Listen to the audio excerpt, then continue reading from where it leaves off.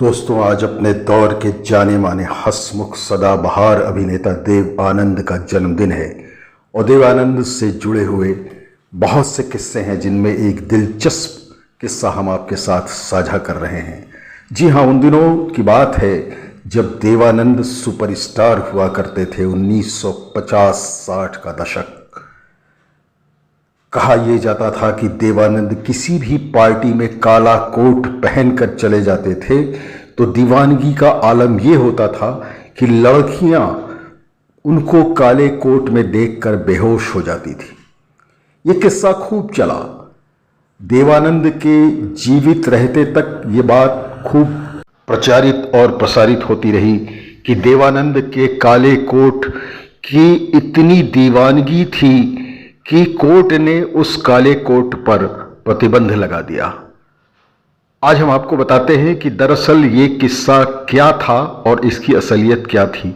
खुद देवानंद ने अपनी पुस्तक यानी अपनी बायोग्राफी रोमांसिंग विथ लाइफ में ये लिखा है कि ये किस्सा बहुत मशहूर हुआ था और वे जहाँ भी जाते थे लोग उनसे काले कोट का जिक्र किया करते थे, जबकि वास्तव में ऐसा कुछ भी नहीं था कि काले कोट पर प्रतिबंध लगाने जैसी कोई घटना हुई होगी।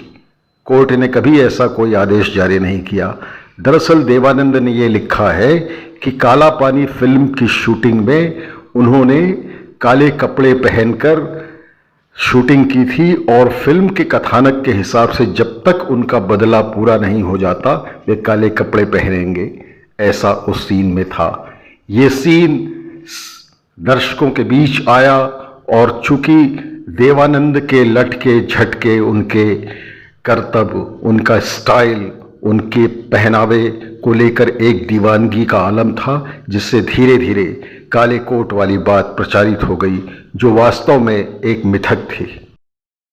दरअसल देवानंद उस दौर में फिल्मों में आए थे जब भारत ने ताज़ा ताज़ा आज़ादी की हवा में सांस लेना शुरू किया था और नाटकीय घटनाओं से भरी पौराणिक चरित्रों के फिल्मों के अलावा रोमांसिंग कई भी एक धारा फिल्मों में बह रही थी और देवानंद इस धारा का बखूबी प्रतिनिधित्व करते थे। 1948 में जिद्दी फिल्म आई थी जिसने देवानंद को दर्शकों के बीच में बेइंतहा लोकप्रिय बना दिया था। क्लीन शेव स्टाइल में उनके हीरो के चार्म में महिलाएं इस कदर दीवानी थीं कि काले कोट वाली घटना इसी से जोड़कर देखी जाती है कि देवानंद जहां भी जाते उनको देखने के लिए प्रशंसकों का हुजूम उमड़ पड़ता था। वो दौर भी अजीब दौर था, जैसा भी था सुहाना दौर था।